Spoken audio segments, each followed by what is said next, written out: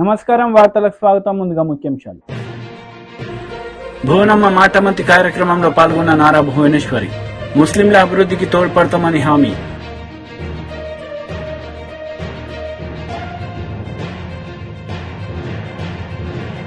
తుక్కగూడలో కాంగ్రెస్ నేతల సభ. ప్రసంగించిన CM Revanth Reddy.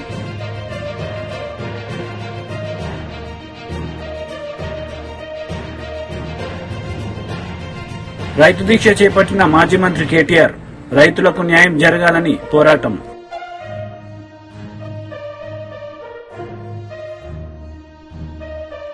Congress Tukkuguda public meeting లో కాంగ్రెస్ ముఖ్య నేతలు పాల్గొన్నారు. ఈ సందర్భంగా పలు అంశాలపై సీఎం రేవంత్ రెడ్డి మాట్లాడారు. సిద్ధమై పాదయాత్ర చేశాడు. మరి అలాంటి నాయకుడి దేశానికి ప్రధానమంత్రి కావాలన్నా? హెలికాప్టర్ లో తిరుక్కుంటూ విదేశీ పర్యటనలు చేసుకుంటూ గంటకు డ్రెస్సులు మార్చుకుంటూ చెప్పిన అబద్ధం చెప్పకుండా జనాలను వంచిస్తున్న నరేంద్ర మోడీ ఈ దేశానికి ప్రధానమంత్రి కావాలన్నా? ఈ దేశంలో ఉన్న యువకులారా మీరు ఆలోచన చెయ్యండి. ఎందుకంటే పదే మోడీ గారు అంటున్నారు परिवार है कांग्रेस।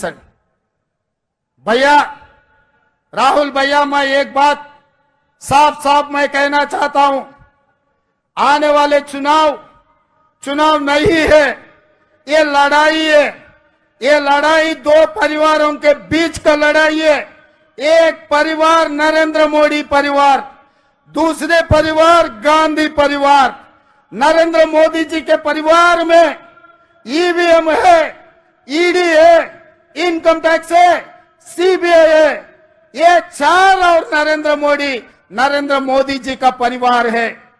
हमारी परिवार शहीद हुए इंदिरा जी, हमारी परिवार शहीद हुए राजीव गांधी जी, हमारी परिवार जो प्रधानमंत्री राष्ट्रपति पदवी त्याग किए वीर वनिता सोनिया जी, हमारी परिवार देश के लिए जान का कुर्बानी देने के लिए तैयार हो गए राहुल जी, हमारे परिवार प्रियंका जी, हमारे परिवार लाखों करोड़ों कांग्रेस पार्टी कार्यकर्ता इस देश में देशभक्ति जितने लोगों को है सब हमारी परिवार। ये परिवार में देखेंगे नरेंद्र मोदी परिवार जीतेगा या गांधी परिवार जीतने वाले देश के लिए शहीद हुए परिवार इस लड़ाई में जीतने वाले हम देखेंगे। हम टक्कर लेंगे बराबर।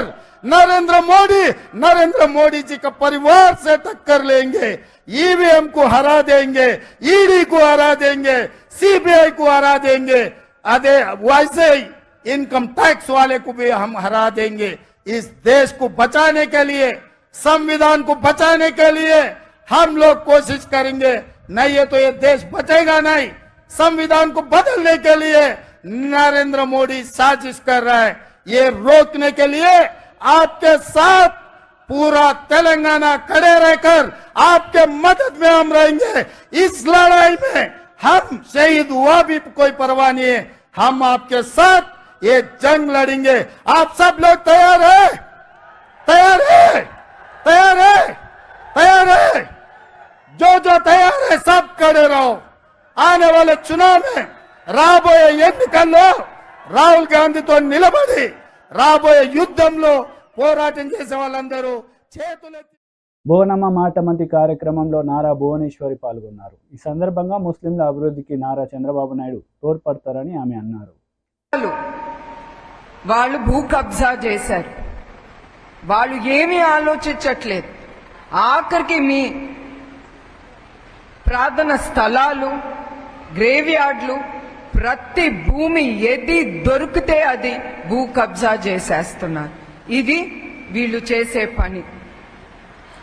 అట్లానే టీడీపీ ప్రభుత్వం దాదాపు ఇప్పుడు నువ్వు ఒకటి చెప్పావమ్మా, ఒక మహిళ చెప్పారు, 13,000 టిడ్కో ఇళ్లు కట్టారు తెలుగుదేశం ప్రభుత్వం ఉన్నప్పుడు. కానీ ఇప్పుడు ఈ ప్రభుత్వం వచ్చి వాళ్ళ కలర్లు పెయింటింగులు చేసుకుని అది ఎవరికి వెళ్లాలో వాళ్ళకి ఇవ్వకుండా వాళ్ళ ఇష్టంగా వాళ్ళు పనిచేసుకుంటున్నారు. కానీ మీ అందరికీ తెలుసు చంద్రబాబు నాయుడు గారు తప్పకుండా అది కట్టింది మీకోసం. తప్పకుండా పేద ప్రజలకి తిరిగి ఆ ఇళ్ళు వాళ్ళకే ఇస్తారు. అట్లానే ముస్లిం టీడీపీ ప్రభుత్వం చేసిన అభివృద్ధి మైనారిటీలకి. ఎండి షరీఫ్ గారిని శాసన మండలి చైర్మన్ గా ఎన్నుకున్నారు. అట్లానే లాల్ జంగ్ బాషా గారిని పార్లమెంట్ సభ్యులుగా బాధ్యతలు వహించారు. అదే కాదు, జెడ్పీ చైర్మన్లుగా, మేయర్లుగా మీరు ఇక్కడ ఉన్నారు కొంతమంది, మీరందరూ కూడా ఆ పదవులు చంద్రబాబు నాయుడు గారు మీ అందరికి కూడా వెళ్ళాలని చూశారు. అట్లానే టీడీపీ ప్రభుత్వం అప్పుడు రంజాన్ తోఫా కింద 11 లక్షల ముస్లిం కుటుంబాలకి 140 కోట్లు కిరాణా సామగ్రిలు కూడా మీ అందరికీ అందజేశారు. 5 సంవత్సరాలుగా 200 కోట్లతో 38,000కు పైగా మైనారిటీ వధువులు వివాహానికి 50,000 రూపాయలు కూడా ఆయన సహాయం చేశారు. తర్వాత మైనారిటీ ఫైనాన్స్ కోఆపరేషన్ టీడీపీ ప్రభుత్వం కింద ఏర్పాటు చేసి 44,000 మైనారిటీలకి 240 కోట్ల రూపాయలు లబ్ధి పొందారు మీరు. అదే కాకుండా మైనారిటీ వెల్ఫేర్ డిపార్ట్మెంట్ ద్వారా 2,500 కోట్లను ఉపయోగించుకున్నారు మీరందరూ. ఆంధ్రప్రదేశ్ నూర్ భాషా దుదేకులు ముస్లిం కోఆపరేషన్ ఫండ్స్ ప్రారంభించి 40 కోట్ల బడ్జెట్ ను కేటాయించింది తెలుగుదేశం ప్రభుత్వం మీకోసం. అదే కాకుండా ఫీ రీఎంబర్స్మెంట్, అంబేద్కర్ ఓవర్సీస్ విద్యా విధానం, ఎన్టీఆర్ ఉన్నత విద్యాధరణ వంటి పథకాలను తీసుకొచ్చి 5,40,000 మైనారిటీ విద్యార్థుల్ని 1,000 కోట్ల రూపాయలతో లబ్ధి పొందారు మైనారిటీ విద్యార్థులు. అట్లానే ఇమాములకి 5,000 చొప్పున రూపాయలు, అట్లానే మౌజూములకి 3,000 రూపాయల చొప్పున గౌరవం వేతనం అందించారు. అట్లానే 30,200 మందికి లబ్ధి పొందారు దీని ద్వారా. అట్లానే ఉచిత కరెంట్. ఏపీ ప్రభుత్వ సలహాదారు సజ్జల రామకృష్ణారెడ్డి మీడియా సమావేశం నిర్వహించారు. ఈ సందర్భంగా పలు అంశాలపై ఆయన మాట్లాడారు. సెలెక్ట్ కావడం దగ్గర నుంచి అసలు వాటి ఉనికే ప్రశ్నార్థకమయ్యేట్టు, అందులో జనసేన అనే దానికి ఉనికి లేదు ఎక్సెప్ట్ పవన్ కళ్యాణ్ అనే వ్యక్తి తప్ప. సో అది నిజం అనేది ఈయన మనుషులను తీసుకెళ్లి అక్కడ చేర్చి అప్పటికప్పుడు కండువాలు కప్పి చంద్రబాబు నాయుడు గారి మనుషులకు టికెట్ ఇవ్వడం ద్వారా అది రుజువు అయితే, జాతీయ పార్టీగా అందులో అధికారంలో కంటిన్యూస్ 2 సార్లు ఉండి 3వసారి కూడా మళ్లీ అధికారంలోకి రావాలనుకుంటున్న బీజేపీ అక్కడ కూడా ఈయన అనుకున్నట్టే సీట్ల ఖరారు జరగడం, ఇది బహుశా ఆ పార్టీలను నమ్ముకొని ఉన్న జనసేన గాని బీజేపీని గాని ఉన్న వాళ్ళందరికీ ఎంత నిరాశ కలిగించాయో, ఆగ్రహం తెప్పించాయో, అది రచ్చక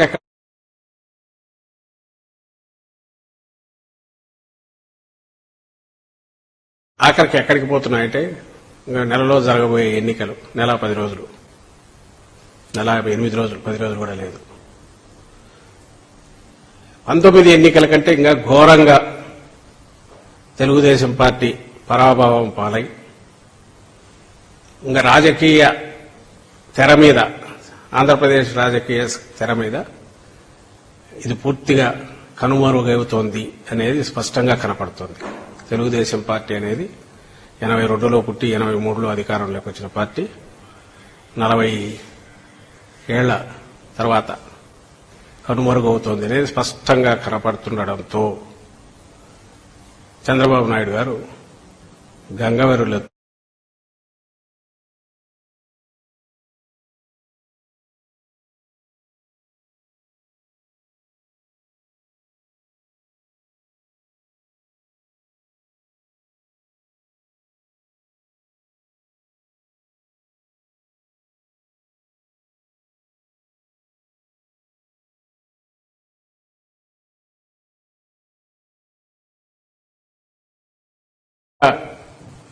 తేల్చుకోవాలనుకుంటే ప్రజలకు సంబంధించిన అజెండా మీద నువ్వు ఎంతన్నా కొట్లాడు. నువ్వు ఇక్కడ ఫెయిల్ అయినావా, నువ్వు ఎక్కడెక్కడ ఇదయ్యాను, నేనైతే ఏం చేస్తావు ఏమన్నాను. ఇదేంటి పిల్ల చేష్టలాగానో లేక మెంటల్ పిచ్చివాళ్లు కదా ఎగురుతున్నట్టు పిచ్చి మాటలు మాట్లాడుకుంటాను. ఎవరిని సైకో అనాలి? ఆ ఎగిరే చంద్రబాబు నాయుడు అనాలా, లేక నిబ్బరంగా ప్రజల్లో అంత ఇదిగా ఆత్మవిశ్వాసంతో అడుగులేస్తూ ప్రజలతో ప్రేమగా, పేదలతో ప్రేమగా, మహిళలు పిల్లలు అందరూ ఎగబడి జనసముద్రం కనపడుతున్న జగన్మోహన్ రెడ్డి గారిని అనగలను. జనం ఏమనుకుంటారో మొహం మీద ఉమ్మేస్తారనే ఇది కూడా లేకుండా ఎలా అలా తయారయ్యాడంటే సెనిలిటీ అని అనుకోవాలి. 73-74 ఏళ్ల తర్వాత సెనిలిటీ అంటే గుర్తొచ్చింది. నేను అది ఏదో ఇది అనుకున్నా. మొన్న చూస్తే తిరుపతిలో మాట్లాడుతూ అది నిజంగానే అన్నాడంట. బీజేపీతో ఆయన పొత్తులో ఉన్నాడు. వరప్రసాద్ అభ్యర్థికి ఓటేయండి, బీజేపీకి వేయొద్దు, వృధా అవుతుంది మీరు వేస్తే అని అంటున్నా అంట. ఆయన నిలబడింది బీజేపీ అభ్యర్థిగా. ఈయన మర్చిపోయినాడు. తనే అభ్యర్థుల సెలక్షన్ లో తనే ఉన్నాడు. ఆ వరప్రసాద్ నాటి ఇప్పుడు మా పార్టీ ఎమ్మెల్యేగా 19 ఎన్నికల్లో గూడూరుకి ఎలక్ట్ అయిన వరప్రసాద్ బీజేపీ అభ్యర్థి. కరీంనగర్ ఎంపీ బండి సంజయ్ మీడియా సమావేశం నిర్వహించారు. ఈ సందర్భంగా పలు అంశాలపై ఆయన మాట్లాడారు. ఇచ్చిన హామీలు నెరవేర్చామని చెప్పి 6 గ్యారెంటీలు పెడుతున్న కాంగ్రెస్ పార్టీ అధికారంలోకి వచ్చింది.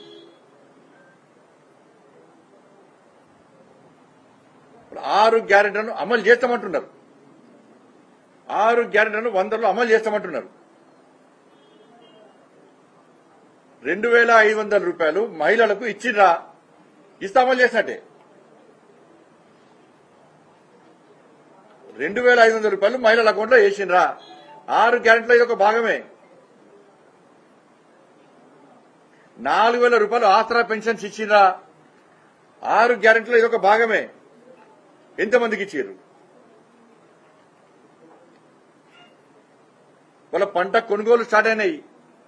500 రూపాయలు బోనస్, క్వింటాల్కు 500 రూపాయలు బోనస్ ఇస్తుండ్రా. ఇది హామీలో ఒక భాగమే. 2 లక్షల రుణమాఫీ చేస్తున్నారు. అది హామీలో భాగమే. తరుగు తాలు లేకుండా కొనుగోలు చేస్తామన్నారు. అది హామీలో భాగమే. కౌలు రైతులకు 15,000 రూపాయలు రైతు భరోసా ఇస్తున్నారు. అది 6 గ్యారెంటీలో భాగమే. రైతు కూలీలకు 12,000 రూపాయలు ఇస్తున్నారు. 6 గ్యారెంటీలో భాగమే.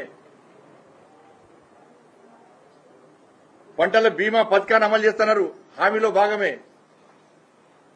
5 లక్షల రూపాయలు ఇల్లు జాగాలు ఇళ్లకు ఇస్తున్నారు. 6 గ్యారెంటీలో భాగమే. విద్యార్థులకు 5 లక్షల భరోసా కార్డు ఇస్తున్నారు. 6 గ్యారెంటీలో భాగమే. ఇవన్నీ ఇచ్చిండ్రా మీరు? ఇవి 6 గ్యారెంటీలో భాగం కాదా? మీరు ఇచ్చిన హామీలో ఇవి లేవా?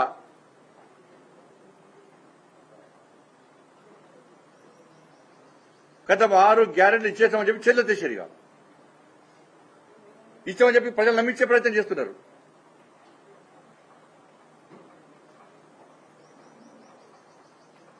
ఇవాళ బీఆర్ఎస్ పార్టీ ఏ రోజు కూడా అసెంబ్లీలో 6 గ్యారెంటీల విషయంలో కాంగ్రెస్ పార్టీని నిలదీయలేకపోయింది. మీరు అసెంబ్లీ మొత్తం చూడండి, 6 గ్యారెంటీల గురించి బీఆర్ఎస్ పార్టీ ఎక్కడ మాట్లాడలే. ఈ 2 పార్టీల అండర్స్టాండింగ్, ఈ 2 పార్టీల లోపాయికార ఒప్పందం. మేము కాళేశ్వరం గురించి మాట్లాడతాం కానీ ఏం అరెస్ట్ చేయం. మీరు కృష్ణా గురించి మాట్లాడండి కానీ 6 గ్యారెంటీ ప్రస్తావన చేయకండి అని అండర్స్టాండింగ్. మరి కాళేశ్వరం విషయంలో ఇలా కాంగ్రెస్ పార్టీకి డ్యామేజే అది. పాపం వాళ్ళ పార్టీ నాయకులు గుర్తిస్తలేరు. ఇలా కేసీఆర్ కు కాంగ్రెస్ పార్టీ ఆరోపణలు అడ్వాంటేజ్ గా మారినాయి. దాని అవకాశంగా కేసీఆర్ తీసుకుంటున్నాడు ఇలా. ఎందుకంటే కాళేశ్వరం విషయంలో కాంగ్రెస్ పార్టీ విచారణ జరిపింది, విజిలెన్స్ రిపోర్ట్ వచ్చింది, national dam safety authority report ఇచ్చింది. ఇలా మంత్రులు వేయరు, ముఖ్యమంత్రి గారు వేయరు. కాళేశ్వరంలో అక్రమాలు జరినాయని చెప్పి వీళ్ళు గుర్తించారు కానీ ఏం క్రిమినల్ యాక్షన్ తీసుకుంటలేరు. కేసీఆర్ కుటుంబం మీద ఏం చర్యలు తీసుకుంటలేరు. కానీ బీఆర్ఎస్ పార్టీ ఏం చేస్తుంది? కాళేశ్వరంలో ఏం అక్రమాలు జరగలే.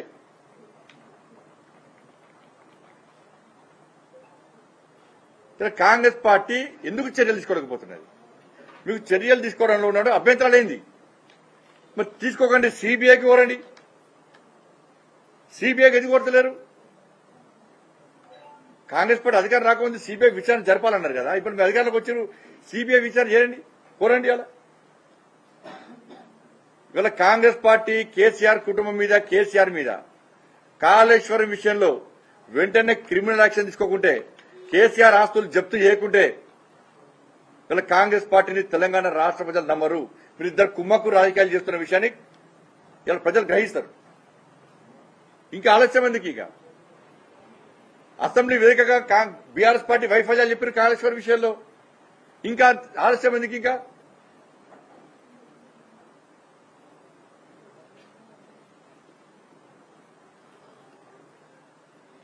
మరి సేమ్ బీఆర్ఎస్ పార్టీ ఏం చేసిందో కాంగ్రెస్ పార్టీ అదే చేస్తున్నది.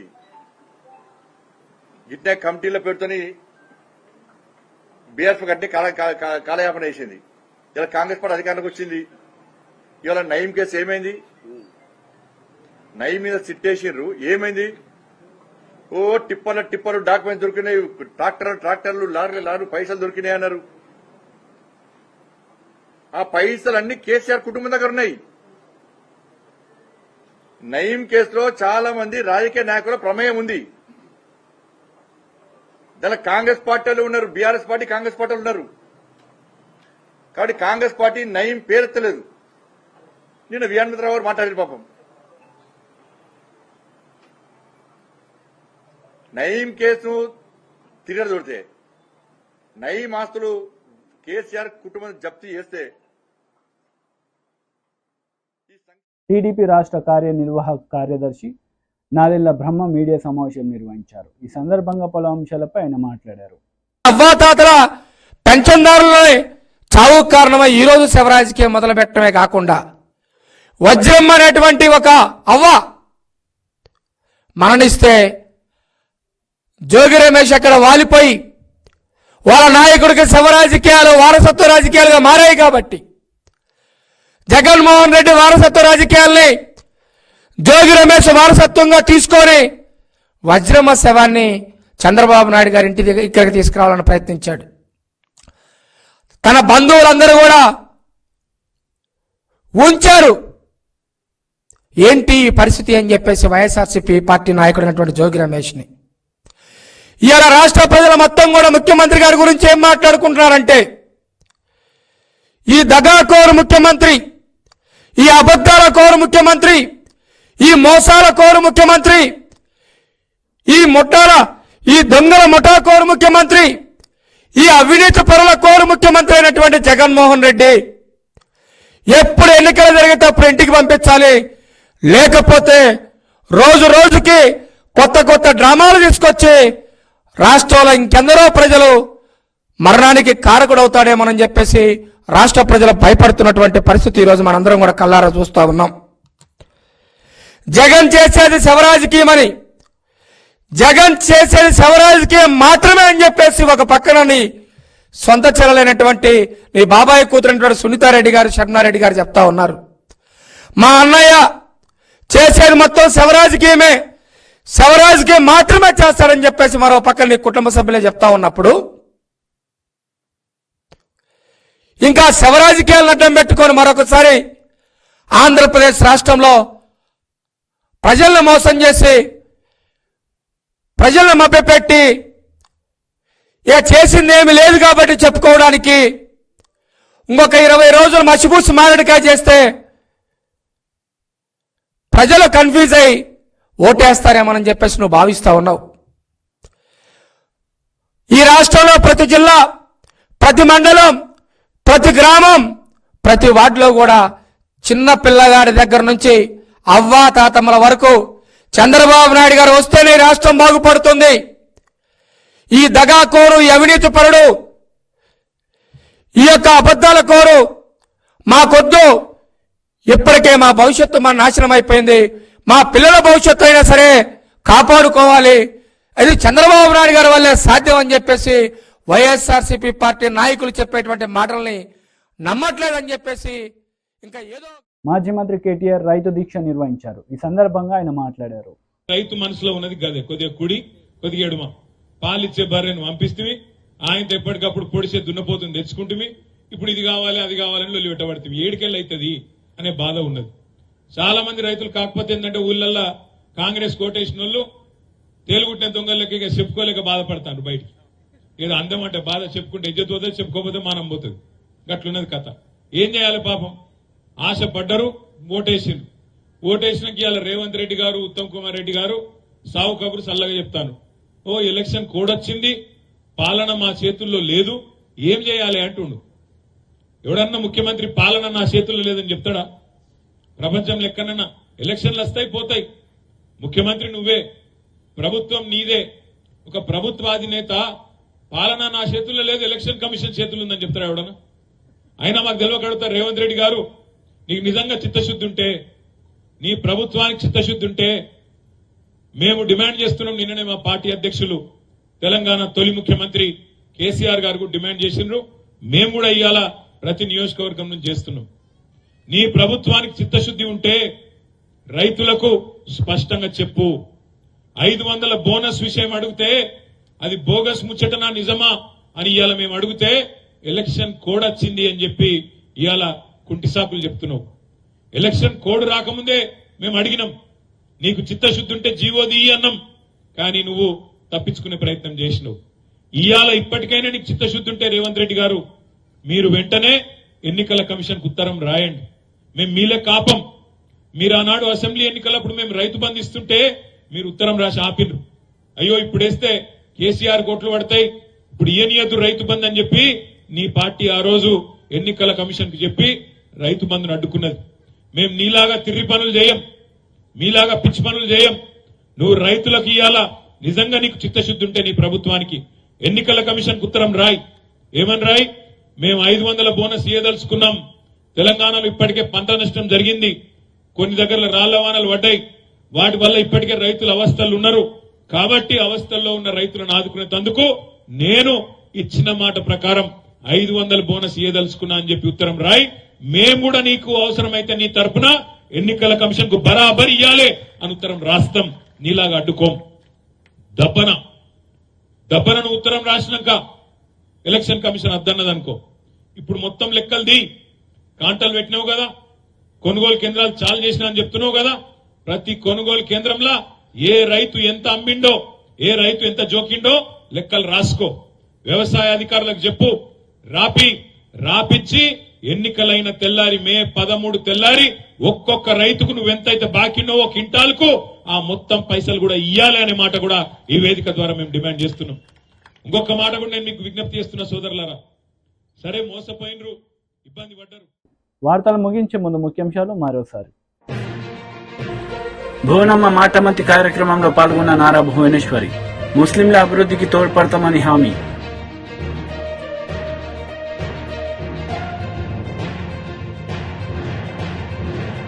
తుక్కగూడలో కాంగ్రెస్ నేతల సభ, ప్రసంగించిన సీఎం రేవంత్ రెడ్డి.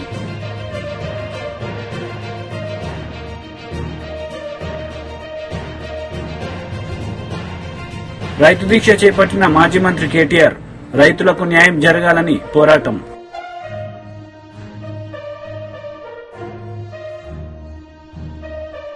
ఈ వార్తలు ఇంతటితో సమాప్తం. తిరిగి ప్రసారమయ్యే వార్తలు మళ్ళీ కలుద్దాం. అంతవరకు సెలవు. నమస్తే.